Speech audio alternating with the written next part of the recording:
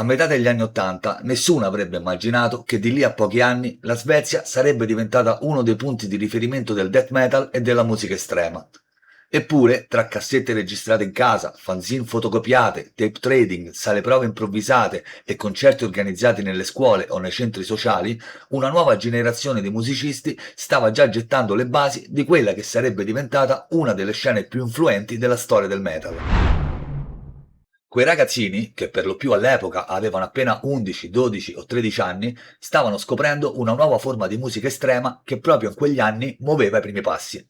Cercavano, scambiavano e divoravano tutto ciò che riuscivano a trovare, dal thrash americano di Slayer, Possessed e Dark Angel al proto-death metal di Death, Master e Repulsion, dal thrash tedesco di Sodom, Creator e Destruction all'approccio estremo e senza compromessi di Venom, Celtic Frost e Hammer, passando per il punk e l'hardcore di Discharge e Anti-Cymex e soprattutto per i connazionali Bathory, che nel 1984 avevano pubblicato il loro album di debutto.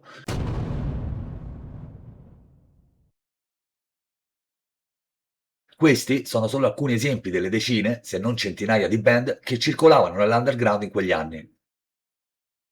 E così, a partire dal 1984, molti di quei ragazzi, pur essendo ancora giovanissimi, decisero di trasformare quelle influenze in qualcosa di loro, creando le prime band della scena estrema svedese. Nomi come Merciless, Nihilist, Mephisto, Morbid, Treblinka, Grotesque e molti altri furono tra i primi tasselli di questa nuova scena. Alcuni di questi gruppi ebbero una vita brevissima, altri cambiarono formazione, nome o direzione musicale, mentre altri ancora scomparvero dopo poche registrazioni. Ma i musicisti coinvolti continuarono a incrociare i propri percorsi, dando vita negli anni successivi ad alcune delle realtà più importanti della storia del death metal svedese. Da quelle esperienze nacquero infatti gruppi leggendari come Entomb, Dismember, Unleash, Grave, Tiamat e At the Gates, mentre la loro eredità avrebbe influenzato intere generazioni di musicisti, contribuendo alla nascita di band fondamentali come In Flames, Dark Tranquillity, Opeth, Arch Enemy e Amon Amarth. Con questa serie ripercorremo le origini del death metal svedese attraverso le band che hanno contribuito a scriverne la storia. E per iniziare non potevamo che partire da Mephisto, una delle formazioni che tra la metà e la fine degli anni '80 contribuì a gettare le basi di una scena destinata a rivoluzionare la musica estrema.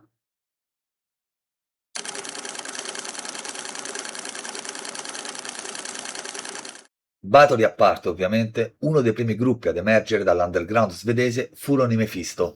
La band nacque a Stoccolma nel 1984 con il nome di Torment, prima di adottare definitivamente quello con cui sarebbe passata alla storia.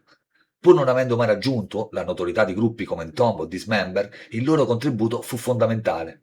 In un'epoca in cui il death metal era ancora agli albori, i Mephisto stavano sperimentando sonorità che univano thrash, black metal e i primi elementi di quello che sarebbe poi diventato il death metal.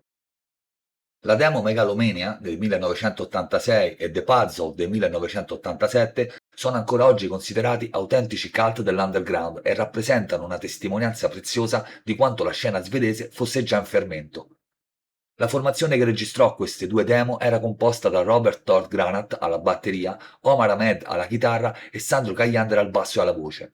Fu proprio Ahmed, nonostante la giovanissima età, a farsi notare fin da subito nell'underground svedese per il suo straordinario talento alla chitarra.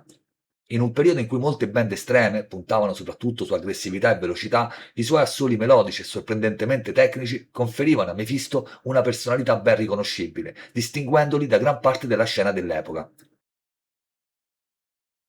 Anche Sandro Gagliander avrebbe avuto un ruolo importante nello sviluppo della scena.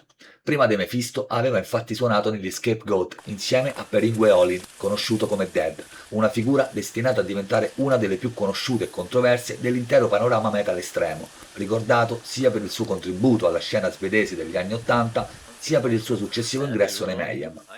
Qualche anno più tardi, Kyander avrebbe fatto parte per un breve periodo anche dei Morbid, band guidata proprio dallo stesso Dead e destinata a diventare una delle formazioni più importanti della scena svedese. Fu proprio Kyander, inoltre, a mettere i Morbid in contatto con i fratelli della Heavy Load, permettendo alla band di registrare il loro storico demo December Moon ai Thunderlord Studios di Stoccolma. Un episodio che mostra quanto fosse ristretto e unito quell'ambiente underground. Gli stessi musicisti passavano da una band all'altra, si aiutavano a vicenda e contribuivano, spesso inconsapevolmente, a costruire le basi di quella che sarebbe diventata una delle scene death metal più riconoscibili al mondo. L'abilità tecnica di Omar Ahmed contribuì a rendere Mephisto una band completamente fuori dagli schemi per l'epoca. Il suo modo di suonare, caratterizzato da una grande tecnica e assoli molto elaborati, era uno degli elementi che rendevano The Puzzle un demo diverso da tutto ciò che circolava nell'underground estremo alla fine degli anni Ottanta. Proprio attraverso il circuito del tape trading, che in quegli anni rappresentava il principale mezzo di diffusione per le band underground, il demo arrivò anche nelle mani di un giovane Michael Oakefeld, che rimase profondamente affascinato dal lavoro di Ahmed e dal modo in cui Mephisto riuscivano a unire brutalità e ricerca musicale. A fargli conoscere The Puzzle fu David Isberg, cantante e fondatore degli Opeth, band nella quale Oakefeld sarebbe entrato poco tempo dopo. Per il futuro leader degli Opeth, quel demo sarebbe rimasto uno dei grandi classici del death metal scandinavo, una testimonianza di come Mephisto, nonostante siano rimasti una realtà di nicchia e non abbiano mai raggiunto la notorietà di altre formazioni svedesi, fossero riusciti a creare qualcosa di unico e influente all'interno della scena estrema dell'epoca. Ma se da un lato l'abilità tecnica di Omar Ahmed fu uno degli elementi che resero Mephisto una band così particolare e innovativa per l'epoca, dall'altro proprio questa sua ricerca verso una maggiore complessità musicale iniziò a diventare un problema all'interno del gruppo. Con il passare del tempo, infatti, i membri della band iniziarono a prendere direzioni artistiche differenti. Omar spingeva sempre più verso un approccio tecnico e virtuosistico, mentre Sandro Cagliander e Roberto preferivano mantenere un sound più grezzo, diretto e aggressivo, vicino allo spirito primordiale del death metal che aveva caratterizzato i primi lavori della band. In un'intervista apparsa su Septic Zin, Sandro spiegò che questa distanza musicale era diventata evidente già ascoltando i due demo. Secondo lui, gli assoli di Omar avevano iniziato a prendere il sopravvento e pur riconoscendone il grande talento tecnico, Sandro riteneva che quella direzione fosse lontana da ciò che lui e Roberto volevano realizzare, ovvero una musica più cruda e immediata come quella espressa sul primo demo.